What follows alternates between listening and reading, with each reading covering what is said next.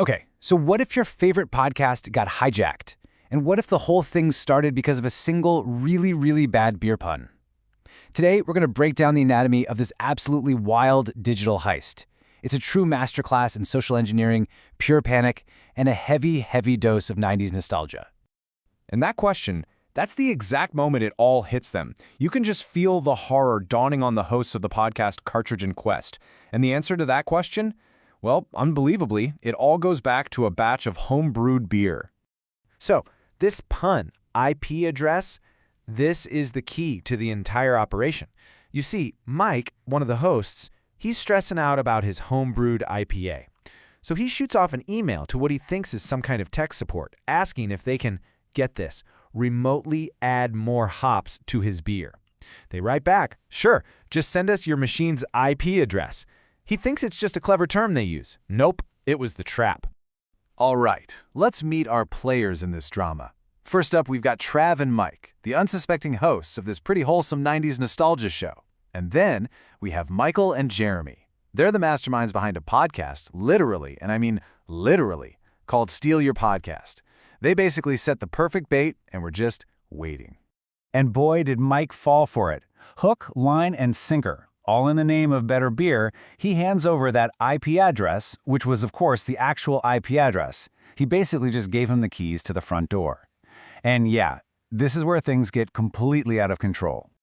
So, the second Trav figures out what Mike did, absolute panic mode kicks in, and the desperate fight to get back control of their own show, it's on. Trav's first instinct, rip the Ethernet cable right out of the wall. He quickly switches over to a 5G mobile hotspot, thinking, okay, new IP address, they won't find us. He figures he's got maybe 90 seconds, tops, before they can trace the new signal. Oh man, he was so wrong. Because see, the thing is the attackers didn't need to trace them. They were already in. They were inside the hardware itself. The laptop van just starts screaming like a jet engine, and the battery, it's draining at this insane rate, like 1% every half second. That 90-second window they thought they had, poof, gone. So their digital escape plan is just completely falling apart. There's only one thing left to do. Trav is literally screaming at Mike, forget the keyboard, just slam the lid, the physical lid. They needed a physical air gap. It was their absolute last hope to sever the connection.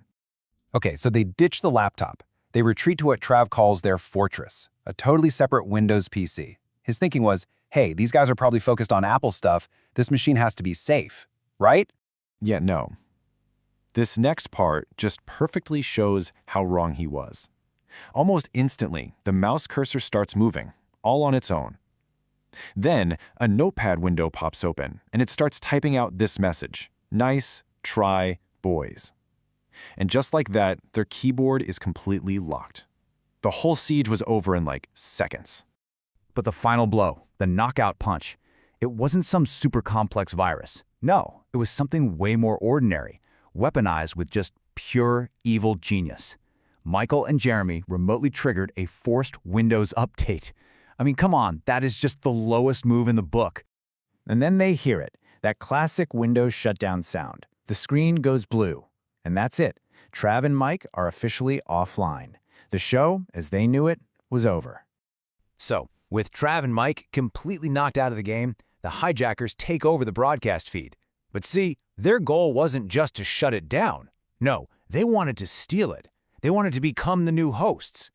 The whole plan was actually pretty simple when you think about it. Use that clever IP address trick to get in the door, kick the original hosts out, and then just keep the show going.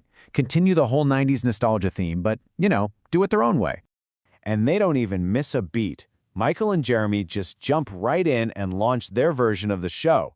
And what's their first segment? A deep dive into what was happening this very week, but back in 1999. Naturally, they kick things off with pro wrestling. So picture this. It's Valentine's Day 1999. The WWF is holding a pay-per-view called the St. Valentine's Day Massacre. So what was the big, shocking event that made this night so famous?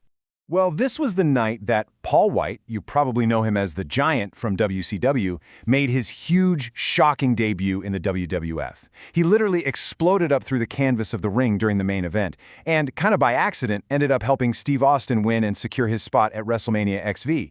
Just absolute chaos. All right, so sticking with that week in 1999, the new hosts shifted gears from the chaos in the wrestling ring to the chaos on the radio. So what was the massive punk rock anthem that came out that exact same week?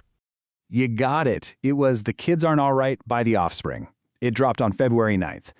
I mean, talk about a perfect snapshot of that late 90s energy and angst, right?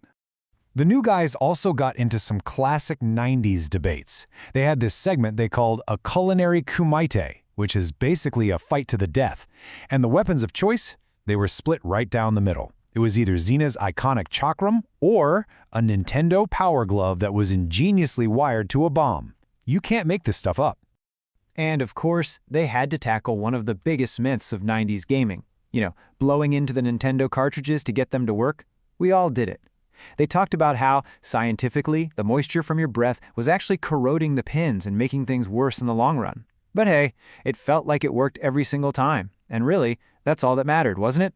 So when you boil it all down, what's the big takeaway here?